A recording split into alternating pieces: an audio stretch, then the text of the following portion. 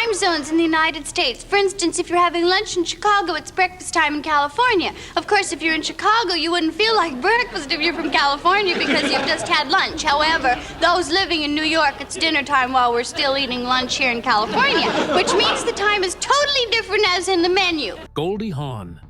You know the name. You know the laugh. You know the face that lit up some of the most iconic moments in Hollywood history. But what you don't know is the storm brewing behind the scenes. Panic attacks that came out of nowhere. Fear that made simple things feel impossible.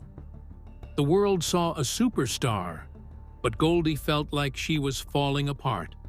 And what she did next didn't just save her life, it changed millions more. This is the story no one told you before. Goldie Hawn's journey began in a way as unique as her bright smile and bubbly personality. She was born on November 21st, 1945, in Washington, D.C. Her dad was a musician who played at important events, and her mom ran a jewelry shop and a dance school. When such environment was at home, there is no surprise that Goldie started taking ballet and tap lessons at the age of 3. By the time she was 10, she was performing professionally in the Nutcracker with the Ballets Russes de Monte Carlo. As a teenager, her path took an unexpected turn. At 19, she left American University, where she was studying drama, to open her own ballet school. This bold move led to some interesting jobs. She danced as a can-can performer above a bar at the 1964-65 New York World's Fair. She also worked in go-go clubs and even toured as a dancer in Puerto Rico. In 1967, Goldie's career took a surprising turn when she got the role of Sandy Kramer in Good Morning World. This role wasn't originally meant for her. An agent spotted her in a chorus line during an Andy Griffith TV special and thought she was perfect for the part. The show didn't last long, but it became an important step in her career. It caught the attention of George Schlatter, who was working on a new show called Laugh In. The role of Sandy Kramer, a funny, clueless girlfriend, became the foundation for the kind of characters Goldie would play early in her career. Goldie's time on Rowan and Martin's Laugh In from 1968 to 1970 was a game-changer. The show was one of the most watched programs during its first 2 seasons. Goldie was first hired as a dancer, but something unexpected happened. Because of her mild dyslexia, she often made mistakes on camera. Instead of cutting the scenes, the director kept them, and her natural, confused reactions became her signature style. Goldie appeared in skits wearing bikinis and colorful body paint, becoming an icon of the 1960s counterculture. Her success on Laugh In was instant, but her big moment came with her debut performance in the 1969 film Cactus Flower. She played Toni Simmons, a young woman caught in a complicated romance with Walter Matthau's character. The role wasn't just a hit, it earned her an Academy Award, showing she was much more than the ditzy blonde image she had on Laugh In. But Goldie didn't attend the Oscar ceremony. She was in London filming There's a Girl in My Soup and found out about her win through a phone call at 4 a.m. Raquel Welch accepted the award for her, something Goldie later said she wished she had done herself. The movie, made for only $3 million, earned a huge $25.8 million, and critics loved her natural timing. Time magazine even said her tears were funny, showing how unique her acting style was. After winning her Oscar, Goldie became one of Hollywood's biggest stars in the 1970s. She acted in one comedy hit after another. Her films included There's a Girl in My Soup, Butterflies Are Free, and Shampoo. In 1978, she starred with Chevy Chase in Foul Play, a movie that earned her even more praise. Critics admired her charm and humor. One even called her the best comedienne in movies at the time. Goldie wasn't just about comedy, though. She started taking on more serious roles that showed how talented she really was. In Steven Spielberg's first movie, The Sugarland Express, she played a mother trying to keep her child out of foster care. It was a powerful performance that surprised people who thought of her as only funny.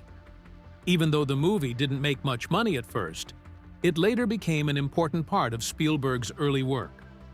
Goldie kept taking on dramatic roles in films like The Girl from Petrovka and Shampoo, which blended humor with deeper themes. By 1980, she proved she could do it all with Private Benjamin. Not only did she star in the film, but she also co-produced it. Her role as a woman finding herself in the military earned her another Oscar nomination, showing that Goldie wasn't just a star, she was a force in Hollywood. But no one knew what's happening with her behind the camera. She was working on the sitcom Good Morning World when her life took an unexpected turn. One day on set, she had her first panic attack. It felt terrifying, like nothing she had ever experienced before.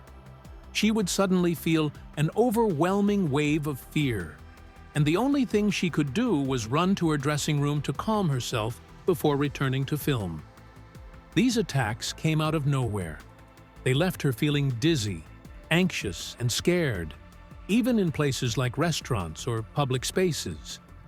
Goldie looked happy and bubbly on TV, always smiling and making people laugh. But behind the scenes, she was fighting a battle no one could see. The panic attacks became so bad, they interrupted her work. Sometimes, she had to stop filming altogether. This wasn't common in the strict schedules of 1960s television, but she couldn't help it. Even simple things like going out to eat or being in a crowd became impossible because she would feel dizzy and overwhelmed, fearing when the next attack would come. One important moment that set everything in motion happened in 1967. Goldie had just gotten a role written especially for her in Good Morning World. She called her mom to share the exciting news. "Mommy, you're not going to believe this," she said. But while she thought she was just nervous, it was actually the start of her anxiety. Goldie had been a dancer and was new to acting, so this sudden attention felt like too much. The pressure of having a role designed just for her made her feel overwhelmed and unsure of herself. During the call, she realized something was wrong. She used to be a happy, carefree kid, but now she felt like a different person. She even started questioning who she really was. Goldie said she had to fake her smile, which was heartbreaking for someone known for her real and infectious laugh. This moment was the beginning of her journey to understand and deal with her anxiety, a journey that would eventually change her life. From 1968 to 1977, Goldie decided to face her struggles head-on. She started therapy, calling it her University of Me. For 9 years, she worked on understanding herself better and figuring out how to deal with her anxiety. She wasn't just trying to feel better, she was also curious about how the mind works. During this time, her career kept growing. But behind her success, she was quietly learning about herself. Therapy helped her see the difference between how people saw her and how she felt inside. She learned to accept both praise and criticism without letting it affect her too much. These years weren't just about fixing her anxiety. They helped her become stronger and more balanced. Goldie later said this journey gave her the tools she needed to build a better life, and even inspired her to create the Hawn Foundation, which focuses on children's mental health.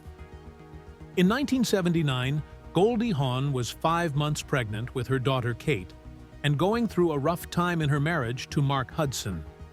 During this challenging period, she made a big decision that changed her career forever. Nancy Myers, a former script editor, came to her with an unusual idea for a movie. It was about a wealthy Jewish woman who joins the army. Hawn didn't hesitate. She told Myers, "You write the damn thing and I'll produce it." This was a big step for Hawn. moving from being just an actress to becoming one of the first women producers in Hollywood. But it wasn't easy. Even though she was a famous and successful actress, studio executives didn't take her seriously as a producer. In meetings, they treated her like she was still the cute little Goldie. Some even patted her on the head. On top of that, Hawn was dealing with severe morning sickness while negotiating with Warner Brothers. She had to keep leaving the room during these important meetings. Despite all of this, she managed to secure the deal just before giving birth to Kate. Hawn was determined to do her best as both the producer and the star of the movie. To prepare, she spent 6 weeks at Fort MacArthur in California, doing real basic training with a drill sergeant. She wanted the movie to feel real. She also made sure every actor was perfect for their role, even the smallest ones. Hawn would show up on set hours before anyone else and stay late into the night watching footage and handling promotions. All her hard work paid off. The movie, Private Benjamin, cost $10 million to make, but earned $50 million by the end of 1980. Hawn was even nominated for an Oscar for Best Actress, and her producing career took off. Even though Private Benjamin was a huge success, it brought new problems for Hawn. The media called her a trailblazer who changed Hollywood for women, but this also made things harder. She shared the producing credits with Nancy Meyers and Charles Shire, but Hawn became the main symbol of female power in Hollywood. This was both good and bad. Some directors stopped seeing her as just an actress. They thought she was a producer first and didn't want to work with her. People would say things like, "But Goldie does her own films," which made it harder for her to get acting roles. Even when great roles came her way, directors were hesitant to hire her. This left Hawn feeling isolated and caused her career to have some slow periods. One of her toughest battles in Hollywood happened in the late 1980s, when Harvey Weinstein's company, Miramax, was working on a movie version of the musical Chicago. Hawn was supposed to play Velma Kelly, alongside Madonna as Roxy Hart. She was also going to produce the film, but Weinstein secretly had another script written where Hawn's character was made much younger, only 23 years old. When Hawn found out, she was furious. She confronted Weinstein and told him, "Don't f*** with me, because I know just what you're doing. We made a deal." The project eventually fell apart, and Weinstein made a different version of Chicago in 2002 with Catherine Zeta-Jones and Renee Zellweger. That version won the Oscar for Best Picture. Still, Hawn won a small victory. Weinstein honored their original financial deal, and she later told him, "The best part of you paying me isn't the money. It's that you restored my faith in dignity and ethics." Goldie Hawn's love life has been full of stories. Before she met Kurt Russell, she had 2 marriages. Her first husband was Gus Trichinus, a director. They were married from 1969 to 1976. Then, she married musician Bill Hudson in 1976, but that marriage ended in 1982. The most interesting part of her romantic life began in 1983, when she reconnected with Kurt Russell. Their relationship became one of Hollywood's longest-lasting partnerships. Their first date was unforgettable. They went swing dancing at the Playboy Club, but the night ended with them breaking into Goldie's new house. Things got awkward when the police caught them during a private moment. Despite being together for decades, they decided not to get married. Goldie has practical views on marriage, saying divorces often lead to problems like money loss and hatred. Even their kids didn't want them to marry when they asked about it after 10 years together. Goldie was a hands-on mom, even with her busy Hollywood career. She was called Mother Hubbard because she always had kids with her on movie sets. She took a break from acting for 15 years to focus on her family. Her daughter, Kate Hudson, calls their family a traveling circus. Goldie worked hard to protect her kids from the bad sides of Hollywood. She had experienced how women were treated in the industry and didn't want that for her daughter. Goldie taught Kate to speak up for herself. Her kids grew up to be successful. Kate won an Oscar at a young age, and her sons Oliver Hudson and Wyatt Russell also became actors. On set, Goldie balanced being a mom and an actress. She once directed her 13-year-old son Oliver as an extra, telling him to focus and stay in his spot. Goldie's relationship with Kurt Russell is special, especially in Hollywood. They first met in 1966 while filming a movie. Goldie was 21 and Kurt was only 16. Years later, their connection grew stronger, especially when Kurt bonded with Goldie's kids. One moment stood out to Goldie. She saw Kurt watching her children, Katie and Oliver, as they slept. That's when she knew he was the one. Recently, at 78, Goldie talked about why their relationship has lasted. She said that good sex is important because it creates a strong bond. They've also worked together in movies like Swing Shift and Overboard, and played Mr. and Mrs. Claus in Netflix's The Christmas Chronicles. They have 8 grandchildren and believe in what they call 68% togetherness, a balance that works perfectly for them. Even though they never married, they've built a strong, loving family.